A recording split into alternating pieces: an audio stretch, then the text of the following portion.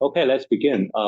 Welcome to today's talk organized by the Center for Comparative and Public Law here at the University of Hong Kong.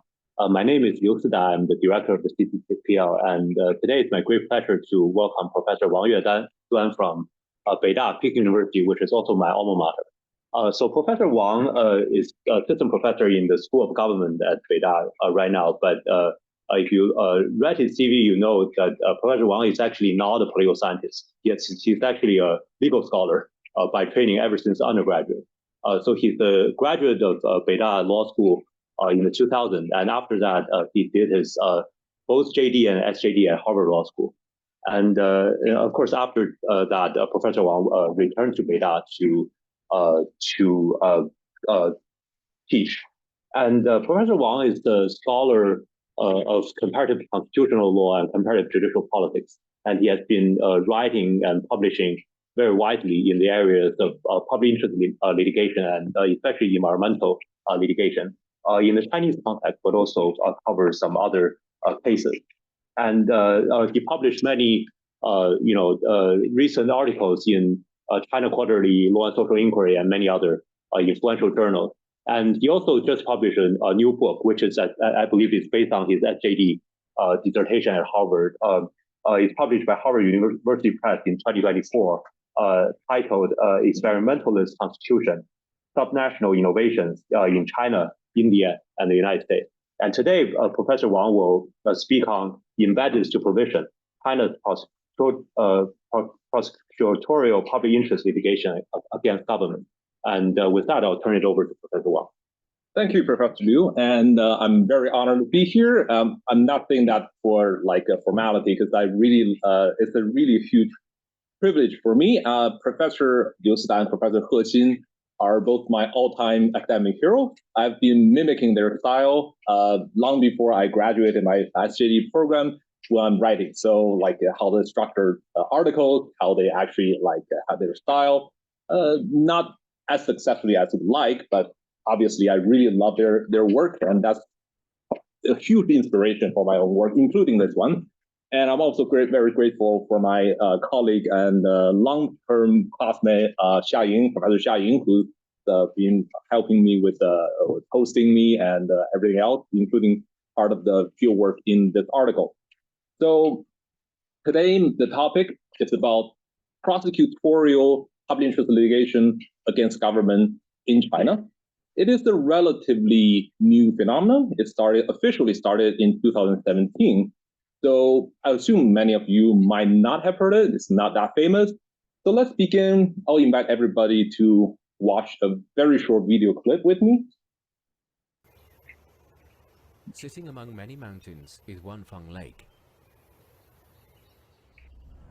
It straddles 3 provinces of Guizhou, Yunnan, and Guangxi, and is an important source of water for the Pearl River Delta.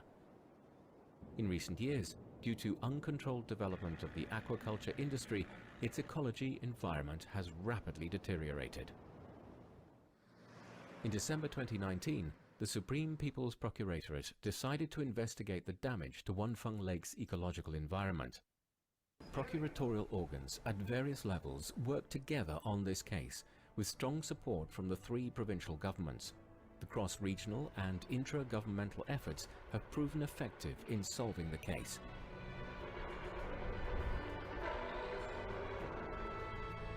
Now the ecological environment of Wanfeng Lake has improved significantly. Its natural beauty is returning.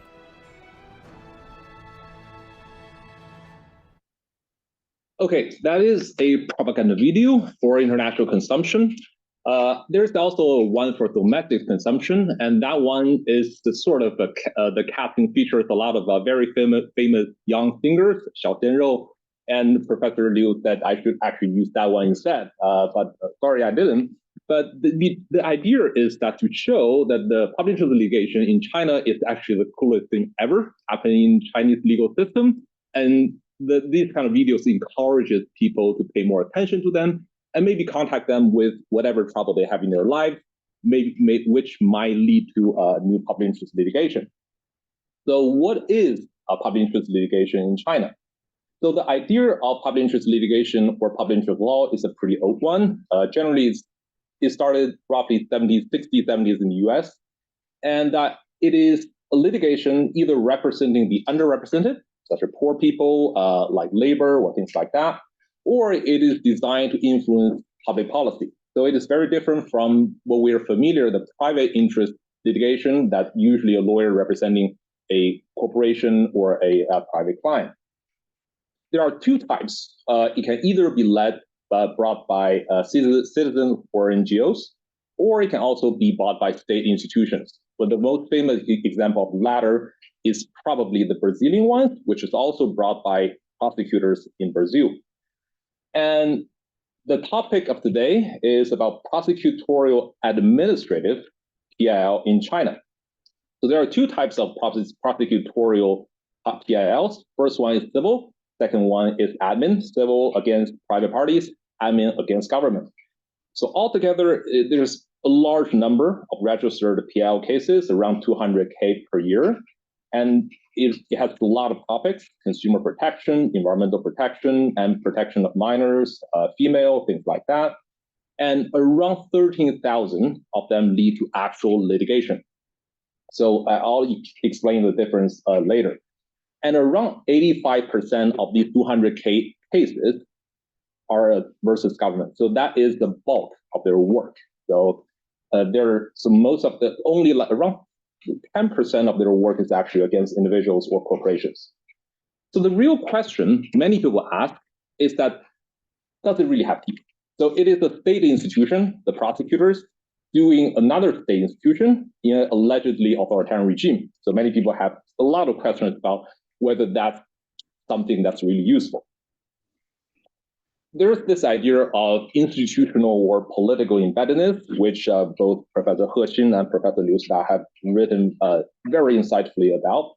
The idea is that a lot of institutions, legal institutions, have this structural relationship with the state, very deeply entrenched in this kind of institutional environment. And this kind of infringement is particularly strong under many authoritarian regimes, which is obviously very understandable. And this kind of embeddedness creates troubles when you're trying to sue or otherwise acting against government or other state institutions for obvious reasons. I think Professor He over his career have written very extensively about this topic. For example, in the book Embedded Courts, he argues that Chinese courts are oftentimes reluctant to rule against the state in administrative litigations. So when it comes to public interest litigation, there's a lot of doubts and questions about whether this kind of prosecutorial public interest litigation can actually constrain the government, hold them legally accountable. So the argument of this particular presentation or article is that the embeddedness can actually be useful, be an enabler of sorts in certain types of cases against the government. And there are two ways that two kind of rationale that can justify that relationship. First one is that being embedded in a power structure gives you the ability to curry favor with those who are powerful. And you can use that power and influence to your advantage when you are suing the government, when you are suing government entities. So there is, in a paper writing about Brazilian prosecutorial litigation, public interest litigation, there's the argument that when the prosecutors have very close relationship with the politicians, local politicians, they can act more boldly against local agencies in those kind of cases.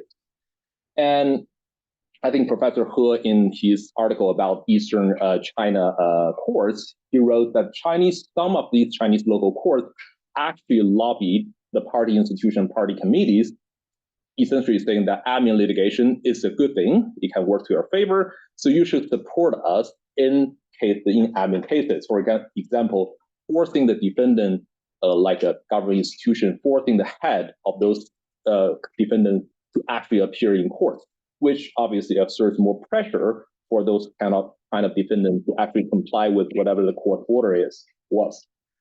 And the second reason that this might be an enabler is that local adaptation. So there is a general agreement in terms of law enforcement it is better that the particular style of law enforcement reflect the local institutional and political conditions.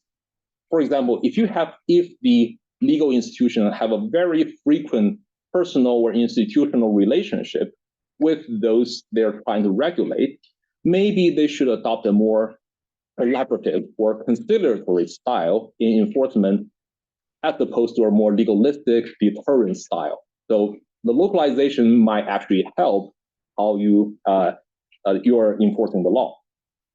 So those are the hypotheses. The real question that we are trying to test empirically is whether the actual political embeddedness of the prosecutors can actually help its lawsuit against state institutions. So a little bit background about the data we used. Generally speaking, we do semi-structured interviews. That means we don't have a very definitive question list. We generally follow the flow of our conversation with certain guidelines. And we interview 34 public interest litigation prosecutors, roughly divided between 3 provinces, Hubei, Yunnan, and Xinjiang. We choose these 3 provinces, first because I have connections there. Second, they represent sort of different levels of quote-unquote rule of law or legal development in China. Then the ranking is quite obvious here. And most of these prosecutors procurators are either at basic level, very lowest level, or intermediate level. The reason being that's where the action is. If you go to like Supreme Prosecutorial or the provincial ones, they generally don't handle any actual cases. They generally issue policies. The reason that there's only 34 interviewees is because there are not that many actual public interest litigators. In each of the basic levels, there are generally 1 to 3, mostly 1 to 2 prosecutors specifically dedicated to this kind of work. So mostly for each province, I interview 4 to 5 procurators. In the data, there's a problem of self-serving biases. Obviously, if you ask a prosecutor, what do you think about your work? That person might have the incentive of downplaying whatever political problems they encounter, and they will try to boast whatever their achievements was. So the way I deal with those first is trying to corroborate their statements, especially questionable ones. During one-on-one interviews, I ask multiple people the same question, the same event, and maybe ask people from different levels of procuratorate about the same events and try to see if they actually works out that way. And second way is probably more believable is that we actually ask questions to NGO leaders who are somewhat familiar. Maybe they're working with the prosecutors, maybe they have some familiarity with subject matter, ask their opinions about whether these kind of MPL litigations actually works. So these are the methodology section. I'm happy to answer questions about this part later. And so before we start to talk about the findings, we first need to learn a little bit more about how actual MPL works in real life. There are 3 stages, roughly speaking, in the MPL case. The first one is the investigation. So I ask them, how do you find your cases? Many people say, I just ride a bike in the city and see if there is anything funny happening. For example, if there's anything smells funny in the countryside, does the water look muddy? If it is there a pipe piping out dirty water or whatever? And if they find anything suspicious, they will launch a preliminary investigation. And that preliminary investigation will lead to inquiries into the actions or inactions of local government agencies.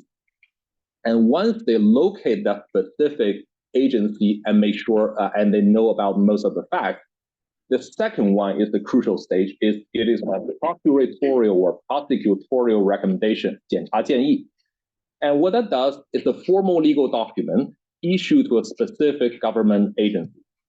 And it says we find out there is certain action or inaction on your part that is against the law. You must do X, Y, Z to address these kind of irregularities. Otherwise, we will sue you. And they will be given 2 months to respond to that recommendation. So what happens in most cases is that the case would stop at this stage. So in 95% of the cases, the agencies in question would actually respond positively, saying, yes, we understand there's a problem. We will do this or that to address these problems. We have already done this, and we plan to do this in the next 2 or 3 months. And after their like 2 or 3 months, the prosecutor will go back, what they call 回头看, and see if the problem is solved. If it is, then the case is formally closed. But in those 5% or less cases, there isn't enough compliance on the part of the agency, and that will lead to litigation. And here is where the politics come in. In this kind of discussion, this decision whether to launch a formal lawsuit, the prosecutors actually have huge discretion. The reason is that they must decide whether there is sufficient compliance.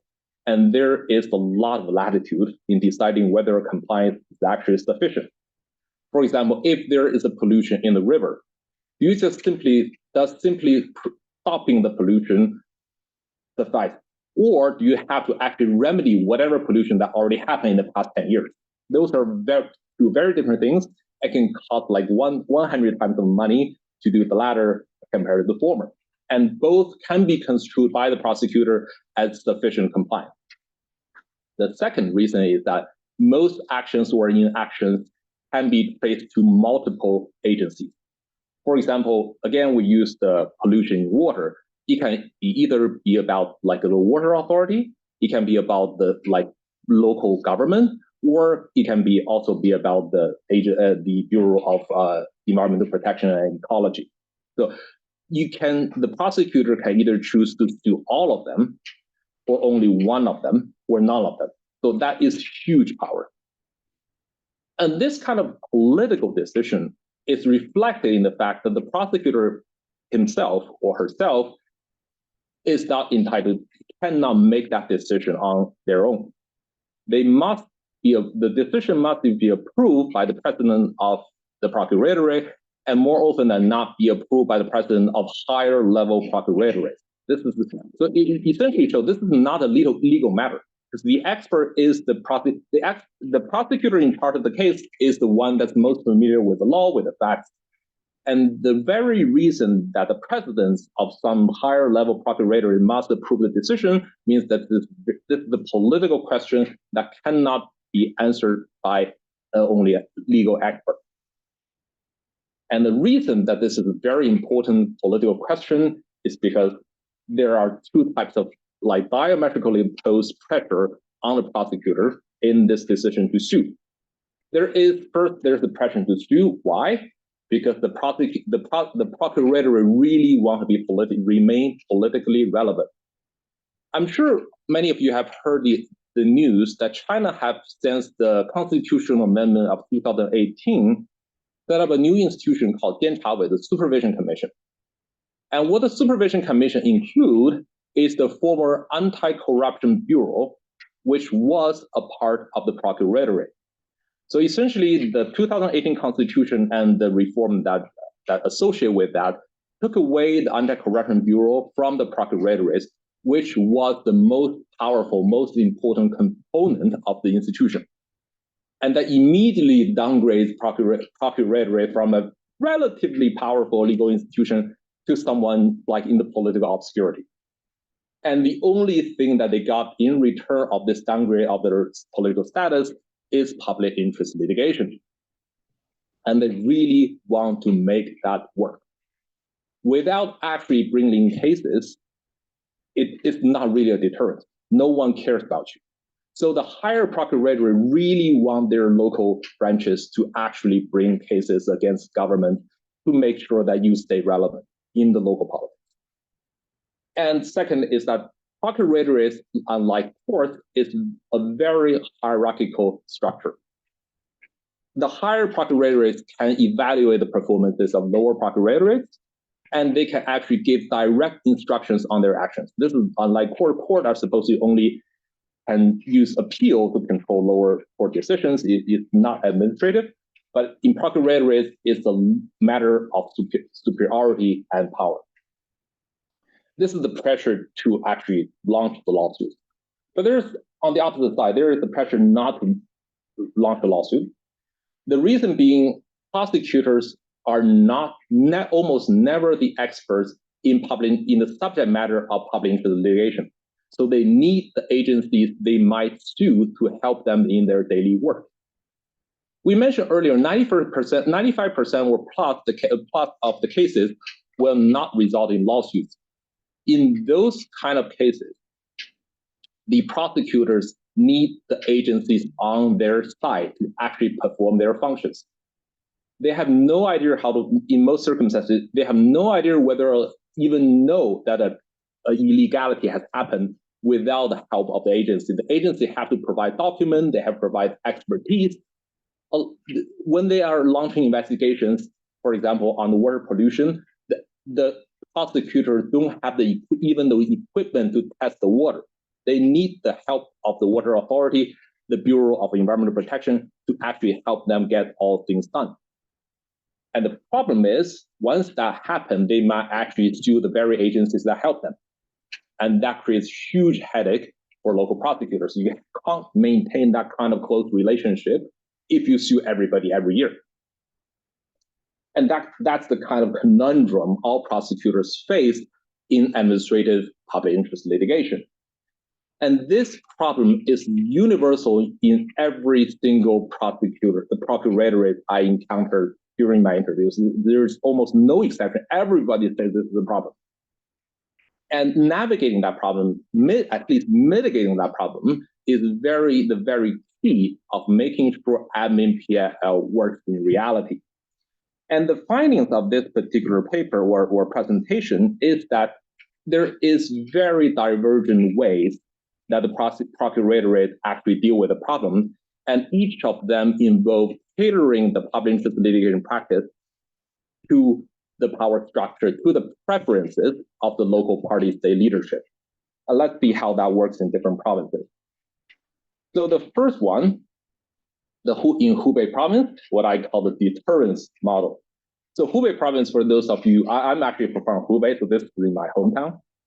And Hubei is generally much more, compared to other provinces in the study, is a more open, more business-friendly environment. And the government, both the government and the courts and everyone else, is quite used to administrative litigation. So the companies there, the individuals there, sue the government all the time. The judges, the prosecutors, and the local governments, they're fine with it. They know how to deal with that. So the local leadership in the province generally have a pretty strong backing for public interest litigation. They think it's a good idea, right? You help us to make sure that our rule of law ratings are high. You make sure that all the agencies are complying with the policies. That's a good thing.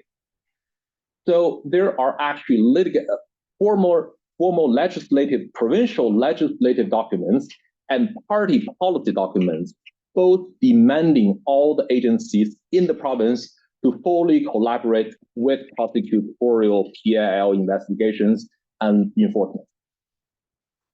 And in some instances, local government leaders actually ask the prosecutor to launch investigations into their own agency. The reason being that we don't want to, this is the face-saving method. We don't want to discipline our own people. Maybe you can sue them and give them, tell them what to do. And they just seem fine with it. So they're, again, used to this kind of more legalistic way of making sure everything is in line. And this kind of preferences by the provincial leadership and local leadership led to a very confrontational style of law enforcement on the part of the prosecutors. And in Hubei, there is actually a hard requirement. Every single procuratorate in Hubei have to bring at least one case against government per year, oftentimes more than that. And this hard requirement is really helpful in creating this atmosphere of deterrence, where you can say atmosphere of fear. There is one case at point, I think it's in Wuhan, and they say, the prosecutor said, when the system launched in 2017, nobody knows why we're there. why we're launching investigation about them. No one wants to respond to our recommendations for increase. And what we did is that we find like someone we don't like, and we just brought them to court and instruct and send a letter to every single legal department in our jurisdiction to send their heads to audit the lawsuit. So if this is like an actual court, everyone you sit down there would be the head of the specific legal department of the agency in that location. And you're all watching the prosecutor shredding the specific agency to pieces. And they say, well, this quote is actually from that prosecutor saying trials are the best legal education session. So after that, all of our inquiries would be responded within 2 weeks' time. It's very fast, so because everybody don't want to be in that position to be humiliated by the prosecutor.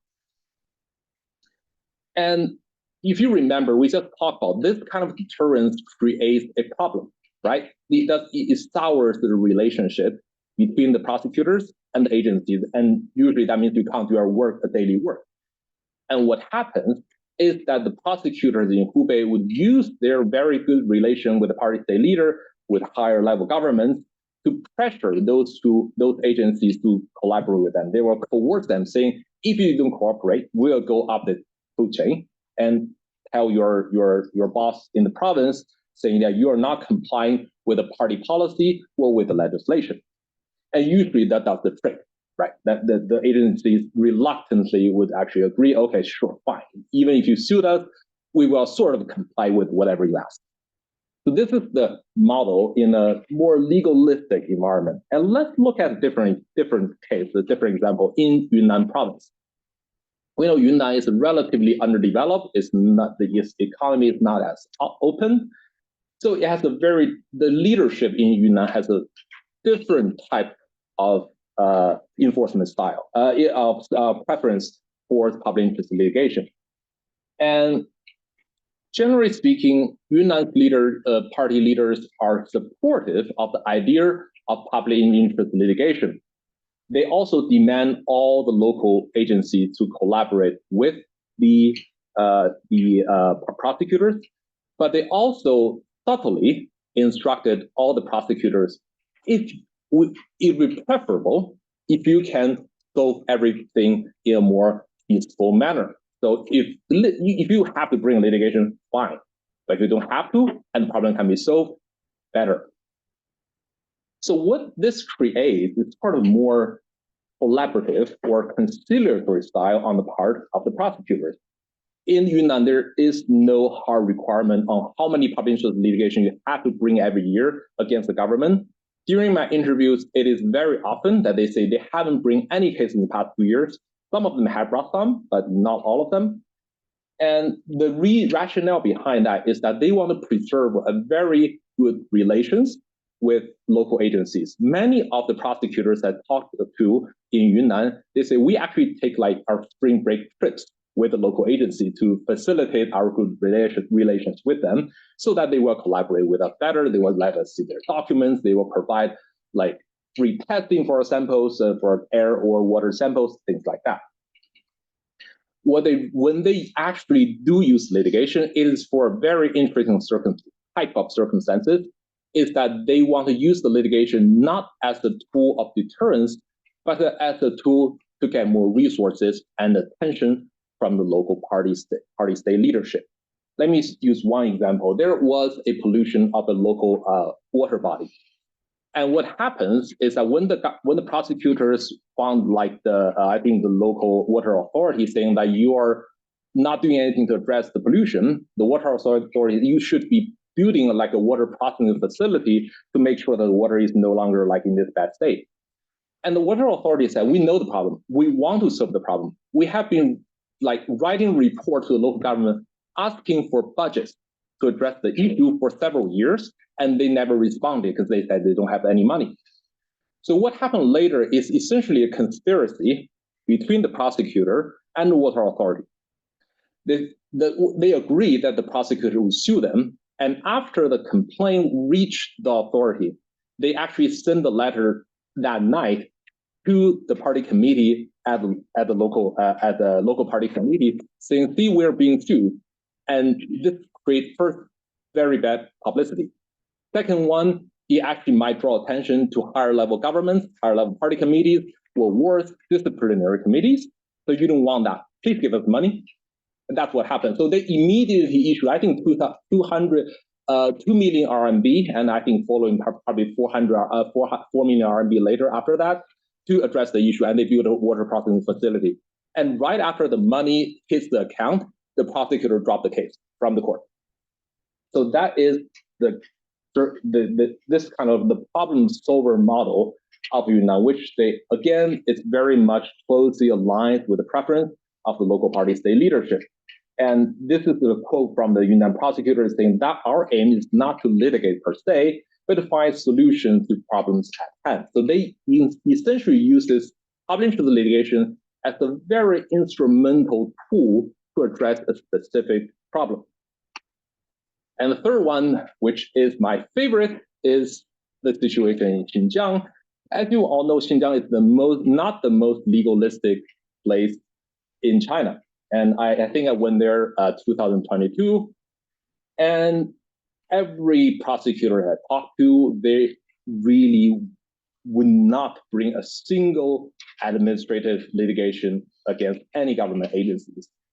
And when I ask them why, they say, well, generally the local party leadership really don't favor any internal discord among state institutions.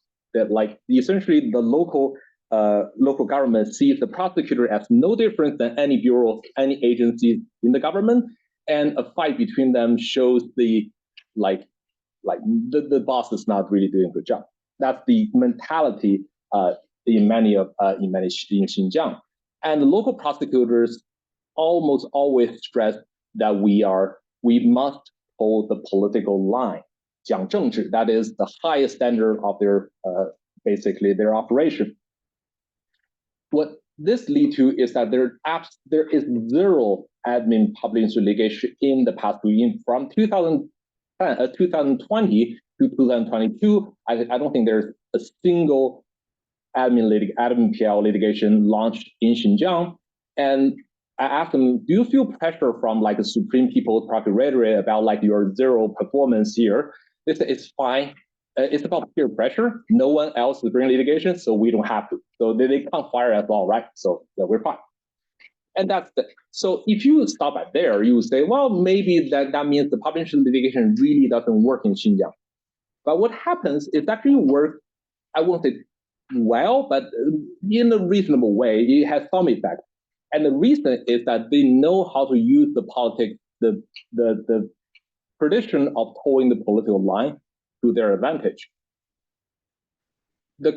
When I was there, actually the current party secretary of Xinjiang is the former party secretary of Shenzhen. So someone that's from a region that have a fairly legalistic administrative culture. And one of the first things he did in Xinjiang was launching a political campaign called Governing Xinjiang According to the Law, so 依法治疆 campaign. And what that creates is a new legal culture, is that the law as politics or law as order. And they're one of the Xinjiang lawyers that say, I would always remember his line, is that rule of law is now the low political line in Xinjiang. And the prosecutors very effectively use that to their advantage. So most of the agency officials in Xinjiang have no idea what the law is about, how to enforce them. They would actually go to all of those agencies telling them, we can help you. We are lawyers, right? You don't know how to follow the law. We can tell you how to do that. You only have to follow our advice. Give us all your information, give us your documents. We'll point out what's wrong with your daily actions, and we can help you. And that really gave them tremendous access into the inner files of a lot of internal documents in Xinjiang agencies. I actually met someone that was from Jiangsu. He was transferred from Nanjing to Xinjiang, and he said all the agencies are essentially opening up all their internal data to us. Then that will never happen in Nanjing. Over there, just tightly guarding their own data. But in Xinjiang, they have all the access to all the data because they say that is towing the new political line of rule of law of governing Xinjiang according to law. There's also one prosecutor telling me that they have a operating agreement with the local party disciplinary committee. Any agencies that fail to comply with the recommendations, they will actually report that to the party disciplinary committee. And she said, I don't know what happened, I don't know what the committee did, but every time, like next day, the agency would respond saying, we'll do whatever you want. Like, just don't tell what we did to the disciplinary committee anymore. I think this is a very different type of deterrence. This is essentially not legal deterrence, it's political deterrence. But the prosecutors were able to use this kind of not very legalistic culture to their advantage to force the agencies to comply with their legal documents. And so in conclusion, what we call this is the political embeddedness, at least with regard to public interest litigation in China, is in a way actually an enabler. Unlike some of the literature suggests, it is sort of a hurdle to legal enforcement. In these cases we talk about, it is actually helping the prosecutors to actually enforce laws against state agencies. It did that in two ways. First one is each of the cases in Hubei, in Yunnan, and then in Xinjiang, they did what they did. They were able to achieve what they did against the government agencies because they had the support, the backing of the party state leadership. In Hubei, it is the deterrence. It is using the provincial leadership support to ensure the compliance from even the disgruntled local agencies. In the case of Yunnan, it was using the public interest litigation to solicit support, financial support, political support to solve the specific problem at a case. And in Xinjiang, most obviously, they used the political line, the government in Xinjiang, according to law, to their advantage to force, politically coerce the agencies to comply with their legal orders. And the second way is that it is a very localized process. So it is not like one size fits all. You can't just use the Hubei model in another province, in Xinjiang or in Yunnan. All the prosecutors tailor their practice specifically to the preference of the local party state leader. And that is the key to the effectiveness of their specific approach. And we talk about in the methodology section that we asked NGO leaders to comment on this kind of practices on the public admin PIL. Most of them have a very low opinion of the civil public interest litigation brought by the prosecutors. Well, they have some competition on that front because the NGOs are actually also allowed to bring civil cases, but they're not allowed to bring cases against government. Many of them, or at least most of them, actually have a pretty high opinion, the NGO leader, about the prosecutors' cases against government. They say the NGO leader would say, we can sue individual companies for breaking the law, for polluting a specific river. But in China, the government holds all the keys. If you sue the government and the government actually enforces law against the companies in the jurisdiction, you get a full wheel going, and the issue in the locality actually gets solved in one go. So even the NGO leaders who doesn't really like the state agencies, they sort of give a thumbs up to, well, most of them give a thumbs up to the public interest litigation by the prosecutors against the government.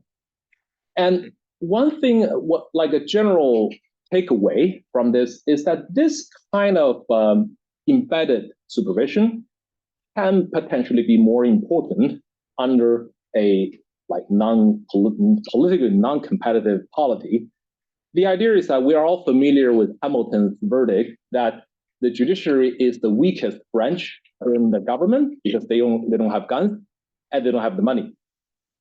And this is even more true in an authoritarian setting, because in such a setting, the courts or the prosecutors cannot be protected by political competition, cannot be protected by media scrutiny or civil society. All of those are lacking, and all of those are very important to judicial power in most of the democratic society. And all of those are mostly absent in more authoritarian polities.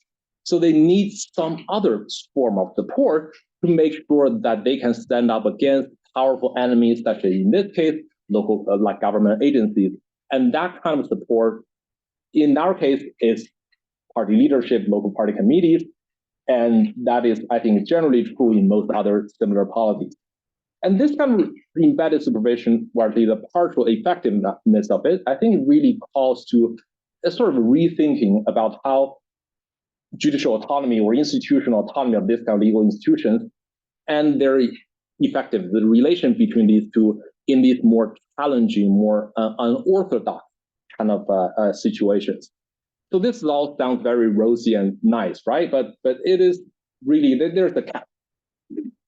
So the catch is that the very definition of public interest in public interest litigation. We just talked about how the admin public interest litigation is sort of effective. But there is a question about what is really effective at. This is the question about goal setting. What is the public interest in public interest litigation? So on a macro level, we just talk about all the prosecutors trying to tailor their practices to the party state's preferences, right? So, and that might not be how many academics or public would define public interest. One very good example is a very popular type of cases called the protection of heroes and martyrs, 英烈保护. That's a large chunk of what prosecutors do, especially in the past several years. And this picture is the example, right? So there, the prosecutor is pointing at a crack of a monument. I think this is to commemorate some communist heroes. So here, the heroes and martyrs is not only national heroes and martyrs, for example, in the Sino-Japanese War. It is also include communist heroes, for example, in the Chinese Civil War. So whether that fits into the traditional definition of public interest litigation, that is obviously subject to debate. On the micro level, there's also the issue of bureaucratic or personal interest. So as the prosecutor or as the lower procuratorate, do you really want to piss off, for example, the Bureau of Finance? You really want to piss off, for example, the public security? Probably not. All you want to do is ensure that you can assert your influence locally, maybe against some, less powerful opponents. For example, the most obvious example is probably the Bureau of Environmental Protection, Environmental and Ecological Protection, which is one of the most frequently sued institutions in China. So while I'm suggesting that this is probably admin litigation is working better than many scholars, especially in English literature, imagine or thought, I think we should temper our expectation of this particular institution. It is good at what it does, which is to address very mundane, run-of-the-mill, daily official misconduct, especially in areas such as, for example, minor protection, environmental protection, things like that.